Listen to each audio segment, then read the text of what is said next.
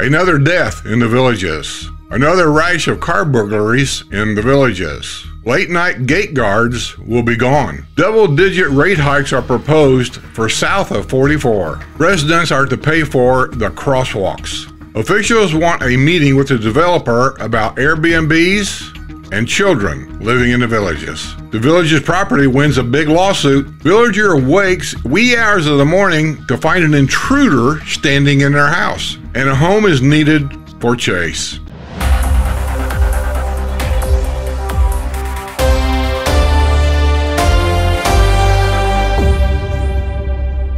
Thanks everybody for joining us this Friday. Let's have some more news. A pedestrian has died after being struck by a car early Wednesday morning in the villages. The woman was struck at about 7 a.m. at Old Mill Run and Buena Vista Boulevard near Lake Sumter Landing. The woman was transported from the scene as a trauma alert, but died of injuries suffered when she was struck by the vehicle. Witnesses said the bright sun has been a dangerous factor in that area early in the morning. It appeared that the driver who hit the pedestrian was dressed in medical-style scrubs and on her way to work. There are numerous medical-related businesses in that area. The driver remained at the scene and appeared to be cooperating with law enforcement officers. The Sumter County Sheriff's Office and the village's Public Safety Department responded to the scene. The investigation has been turned over to the Florida Highway Patrol. And I've talked about this several times. Be careful out there. I don't know what else to say. Report these things, and it just keeps happening. It's a retirement community.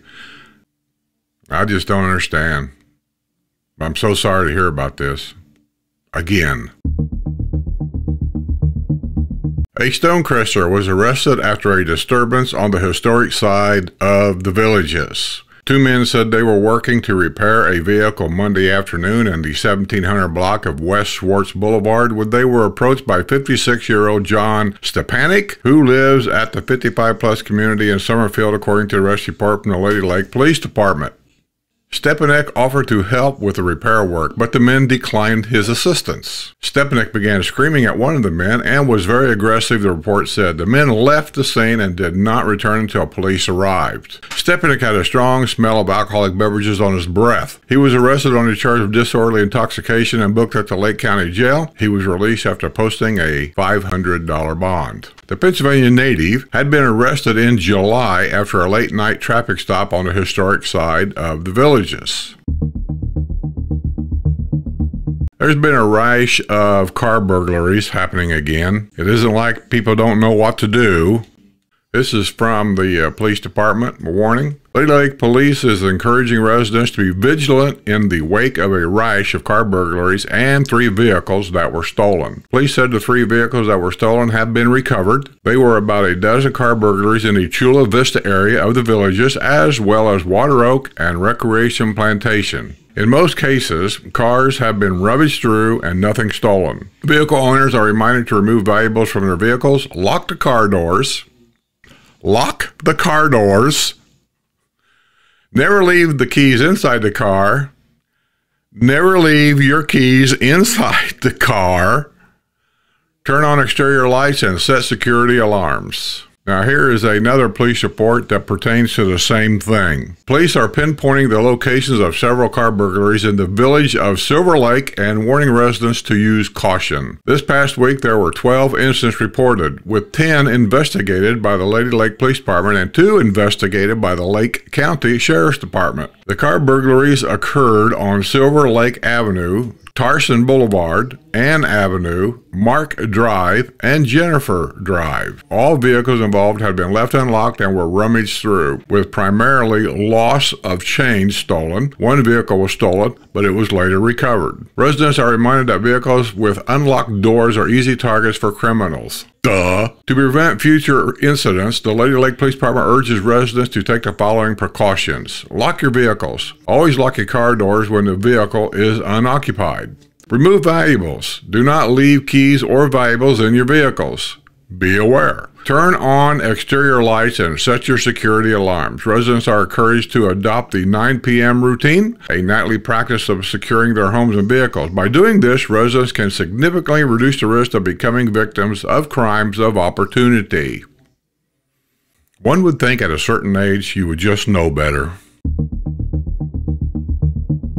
Now here's a report here that is a little confusing to me. Not what they're going to do. I'll explain it when we get done. Community Watch will eliminate late night attendees at gates in the villages. The project-wide advisory committee gave its unanimous approval Monday to the proposal to eliminate overnight attendees at gates. Community Watch expects to save $1.9 million over a 5-year period. Mark it in your book. They're going to save $1.9 million. So 5 years from now, when they say they got to raise your maintenance or fees or whatever the case may be, remind them of this. The Amenity Authority Committee last week gave its blessing to the plan. The gates to be impacted in PWAC's jurisdiction south of 466 include Bonnybrook. That's what's confusing to me. If they're going to do away with gate attendance, which is what it says, I assume they're talking all of them. And then it says it only affects the gate south of 466 of Bonnybrook. So are they saying this doesn't include District 10, 11, 12, 13, any of us down here?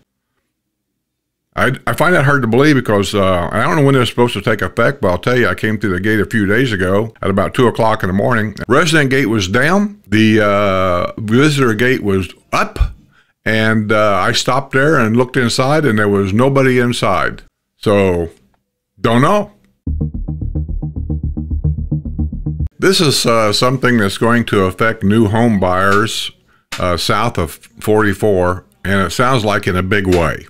And the ones that's already bought down there, they got meetings coming up, and I'm sure there's going to be a lot to be said. So there'll be updates to this letter, I'm positive. This week, thousands of residents living in the villages south of State Road 44 will be receiving letters officially notifying them of proposed double-digit maintenance assessment rate hikes. Many residents have gotten wind of the rate hike and is already incensed. The hardest hit are the residents of the Community Development District 14, which includes the villages of Newell, Lake Denham, and Dabney. They are scheduled to see a staggering 56% increase in their maintenance assessments. Meanwhile, Middleton residents are slated for a 31% increase in their maintenance assessments. And residents of Community Development District 13, which includes Bradford, Case and Hammock, Chitty Chatty, Citrus Grove, Hawkins, and St. Catherine, are on a tap for 15% increase. Community Development District 12, which includes Finney, DeLuna, and Linden, will see more modest increases of 8%. The district office, which has announced letters are being mailed this week, wanted to make sure residents don't confuse the maintenance assessment with the amenity fees. Maintenance assessments are paid once a year on a resident's tax bill. Maintenance assessments pay for upkeep of landscaping and infrastructure within a particular district. Residents who want to question the rate hikes will have the opportunity to speak out at upcoming public hearings.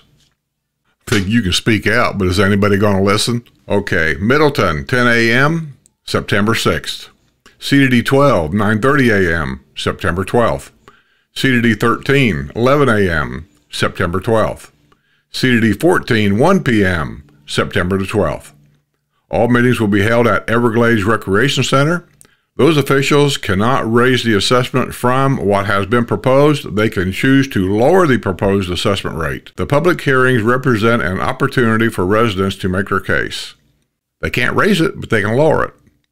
Well, who's got the authority to raise it? The Villages has scored a huge legal victory after a United States District Judge temporarily blocked the Federal Trade Commission from enforcing a new ban on non-compete agreements. The ban on non-compete agreements will still go into effect September 4 for most Americans, with the notable exception of the Villages. Judge Timothy Corrigan granted an emergency request from Property of the Villages to keep the non-compete clauses in the contracts of its sales representatives pending the outcome of the company's lawsuit against the FTC. Earlier this year, the FTC issued a final rule to promote competition by banning non-compete agreements across the nation. Jennifer Parr, Vice President of the Sales and Marketing for the Villages and President of Properties of the Villages, said in a legal declaration that the Villages would suffer significant and irreparable harm if the sales representatives selling dream homes are no longer bound by non-compete agreements. The village's general counsel, Brian Hudson, said in a court declaration that 45 sales associates have left property of the villages since September 5, 2022 and are still subject to the non-compete clauses in their contracts. The villages has also complained about the expensive legal fight it is waging against the FTC. Well, you got a few $1 billion. You're the one that filed the complaint. Pay the price. Here's a scary situation for you as a resident here in the villages. A husband and wife in the villages were terrified when they were awakened in the wee hours and the husband found an intruder in their home. The couple had been asleep in their home in the village of Pine Ridge at about 4 a.m. Monday when they were awakened by the sound of a garage door opening, according to the arrest report of Fruitland Park Police Department. The husband got out of bed to investigate the situation. He entered the laundry room and found 37-year-old Barry Ray Wilbanks of Wildwood, who was rummaging through his wife's purse, according to the report. The husband confronted Wilbanks, who retreated into the garage and attempted to get into the couple's vehicle. The husband yelled at Wilbanks, who fled on foot. The wife had called 911 and officers were dispatched to the neighborhood. A second woman in the village of Pine Ridge also called 911 after she viewed her video surveillance and saw Wilbanks, who had climbed on top of her air conditioning unit and was trying to get onto her roof. Wilbanks was apprehended by the police after a brief foot chase. He said he did not know where he was going and did not know where he was at. The husband from the home invasion positively identified Wilbanks as the man who had broken into his home. Wilbanks was arrested on charges of attempted burglary, trespassing, and loitering.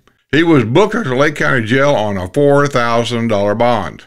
Wilbanks was arrested in 2021 after allegedly punching his father. Wilbanks had been arrested in 2018 in another family dispute. He served time in prison after that arrest and was released December 31 in 2019.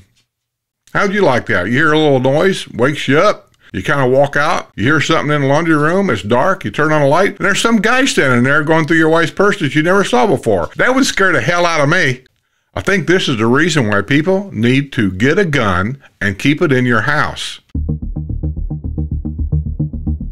An official has called for a meeting with a developer to discuss some of the most aggravating issues faced by residents in the villages. Community District 5 Chairman Gary Cadow, at Friday's board meeting at Seabreeze Recreation Center, raised the idea of a meeting with the developer.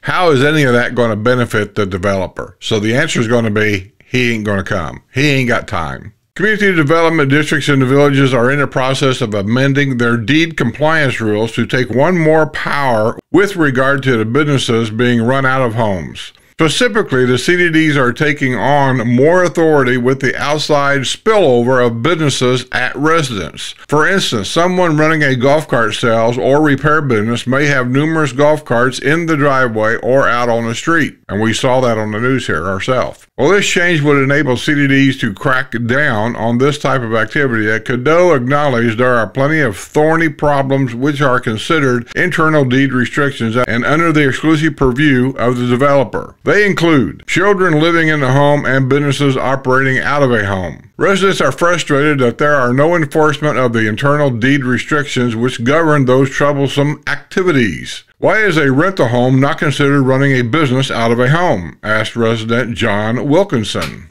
Cadeau said the villages has a long tradition of snowbirds renting out their homes during the summer months. He said the evolution of the Airbnbs has significantly changed the landscape. There are people buying homes and right up front, they say they are going to be investment properties. It's become a problem. It's unfair to the residents who live nearby, Cadeau said. He said he would like to impress upon a developer the depth of the residents' frustration. Someday we need to find a way to meet with the developer, otherwise we keep beating our heads against the wall, Cadeau said. He made it clear he would like to see the discussion take place in a cooperative environment.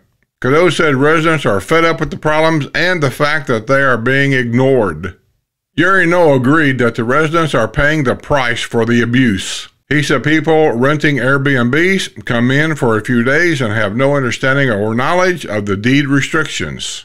In those 2 or 3 days they are here, they drive the neighbors crazy, Noel said, noting the rentals usually include parties and loud music. What do you think? Would you want to live next door to an Airbnb? Would you want to live in a neighborhood that's Maybe 30 or 40% of the homes in that neighborhood are rentals of some kind, one way or the other. They're here. I will say that most of the rental areas, are patio villas because they're cheaper to buy, cheaper to maintain, and that's where you'll find most rentals is in patio villa areas. Not all, just most. A dead villager's home with a reverse mortgage was the subject of a public hearing Thursday afternoon before the Community Development District 10 Board of Supervisors. Gary Russell Rinker purchased a home at 2441 Schoenfeld Street in the village of Antrim Dales in 2014 for $299,800. He passed away at age 79 on January 18 at his home. He had been a farmer and was owner of Rinker Trucking in Illinois. A complaint was lodged May 20 regarding overgrown weeds at the property. Community Standards was able to reach one of the Rinker's daughters, who indicated her father's estate is in probate and the home was in foreclosure. Rinker had a reverse mortgage on the home. The board found that the home was out of compliance. The board granted 7 days for the property to be brought back into compliance. If it is not brought into compliance, the district will take over the maintenance of the property. A fine of $250 will be imposed each time the property is maintained. District Council Mark Briones indicated a lien will be placed on the property in hopes that CDD 10 will be able to recover the cost of maintenance. Let me just say, kids of this, if they had a reverse mortgage, and if it was the full amount, which I doubt it, let's say it was $299,000, I know Antrim Dales very well. You kids should go ahead and buy it back. Just buy it for $299,000. That's a good $150,000 probably underneath what it's actually worth. Just saying. Lisa Lake moved into her new home 1 month ago in the village of Dabney. Dabney is located in Community Development District 14 in the new Leesburg section of the villages. She and others were shocked to learn of a 56% increase that has been proposed in the maintenance assessment for CDD 14 residents. Many here live within certain income amount. The exorbitant rate plus high property taxes would cause more people to move out and or make resale impossible, she said. Lake said she and her neighbors are already feeling like the stepchildren of Florida's friendliest hometown. Seems wealthy areas living on golf courses should be paying more than those in District 14 who have smaller properties and activities, she said. Sharon Krull lives in Chad Court in the village of Lake Denham. I do not understand such discrepancies between one village and another village within the same proximity using the same infrastructure and services. What segregates District 14? Help me understand, Kroll said. CDD 14 will see the greatest increase in its maintenance assessments in the coming fiscal year. While Middleton is set to see a 31% increase, Community Development District 13 will see a 14% increase, and Community Development District 12 will see an 8% increase. CDD 14 will be paying more than $1.2 million into a fund for the new Eastport Maintenance Advisory Committee, which pays for shared infrastructure for CDD 14 and Community Development District 15. CDD 14's contribution to EMAC makes up slightly more than half of its total budget. EMAC was formed for the new CDD south of State Road 44 after a long, bitter battle over the future of the project-wide advisory committee. CDD 12, which includes Finney, DeLuna, and Linden, and CDD 13, which includes Bradford, Cason, Hammock, Chitty Chatty, Citrus Grove, Hawkins, and St. Catherine, have remained in the original PWAC, which includes CDD south of County Road 466. When PWAC 2 never got off the ground due to the objections of Community Development District 7 supervisors, EMAC emerged as a reimagined version of PWAC 2. See, no matter what you vote down, they just come up with something and they get it done anyway. A public hearing on the CDD 14 budget is set for 1 p.m. September 12th at Everglades Recreation Center. Be there! Okay, let's try to end the news on a little bit on a high note here. He may be 9 years old, deaf, and unable to see, but that doesn't stop Chase from enjoying life. Currently in a foster home, Chase is looking for that forever home to live comfortably for his remaining years. Chase is a very good and handsome boy, said foster Michael Petrowski. He may be 9 years old, but he plays like a little puppy. He loves toys and loves to play tug of war. Chase is a special needs dog that will require a little more work and patience, but his foster and Sumter County Animal Control say he is well worth the added attention. His happiness and love are abundant. His foster shared that he loves to give kisses. She also added, although he is blind and deaf, I do believe that he can see dark shadows and objects of people along with some movement. Petrowski said Chase is very loving and likes to follow you around and be near somebody. He does settle down and will just lay on the couch or lay on the floor, and she believes he is a well-rounded dog. He is the best boy and has completely stolen my heart. I hope he gets a wonderful family because he deserves it, Petrowski said. So if you're interested in adopting Chase or any pet at Sumter County Animal Services, please call 352-689-4400. Let's see if we can find Chase a good home. How about some letters to the editor? To the editor, residents who are in compliance with the rules and regulations of the villages choose to live here and are living their lives to the fullest. People who complain either think they are special and the rules don't apply to them, or they are just not happy people. You just want someone to hate on because you are not in compliance. You moved here because you didn't like where you came from, and now you want to change the villages to be more like where you came from. I find that to be true. No one made you move here. You knew what you were buying into, and if you say you did not know, then that is on you. Please keep your invalid complaints to yourself. That's sent in by Janie Chilton from the village of Finney. I'm not sure what complaint Janie's talking about, but anyway, that's her feelings about it. To the editor, they are going to raise the maintenance assessment every year until people cannot afford to live here. I look at it as greed. The Morris family 3 years ago I found was worth over $6 billion, and I am sure it was understated. It's a beautiful place and I love it here, but please give your residents a break. That's sent in by Vincent DiMaggio from the village of Finney. Well, Vincent, I'm really not too sure that you can blame the developer for everything. He's not the president here. He's just the CEO of a company.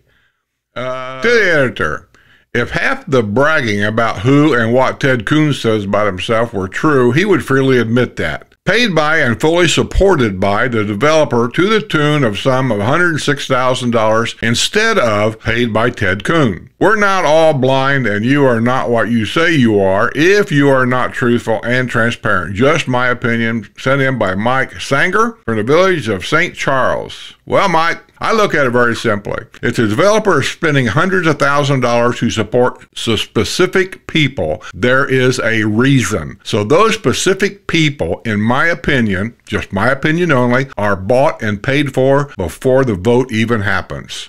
Take it for what it's worth. Well, I think that's going to be the news. I hope you liked the news this week. I know it had a lot of probably boring mathematics in it about rate hikes and this and that. But hey, that's what's happening here in the villages. That's why I read this stuff. People get hit by cars. These are public roads. It is a retirement community. It's not like any retirement community I've ever been into. This is not the same retirement community it was 20 years ago. Is there a lot to offer here? Yeah, there's a lot that they offer here. There's a lot that can be said here, but there's a lot of things that need to have the attention of whoever it is that enforces some of these rules, and they're just simply not enforcing the rules. Right now, the developer wants to turn internal deed restriction rules over to your local supervisors in each district, and they don't want to do it because it's a lot of time-consuming work. It's going to cost them a lot of probably extra money. They're going to have to raise our rates on things to pay for a lot of this stuff. And the good argument, one of the best arguments I heard from a lady was the developer made these rules. I don't know that he did, but somebody did. But they're saying the developer made these rules. He should enforce them. I kind of agree with that, or at least somebody in that department should enforce them. Or maybe Wildwood should set up a commission to enforce them. The Wildwood commissioners seem like they run everything around here anyway, so maybe they should enforce it. Well, that being said, I'm just simply going to say, now there's been too many deaths here of people getting hit by cars and run over, and just too much. It's almost, it affects your psyche in the villages. And I don't know what's happening, don't know where it's going, don't know if people are just in a hurry, don't know if they're tourists. I don't know what's going on with all this. There's just been too many deaths, and I don't want to report any more of them. I truly don't. So I'm just going to tell you, be careful, be safe, stay aware, be aware. And don't leave your keys in the golf cart. This week's news is brought to you by my YouTube and Patreon members.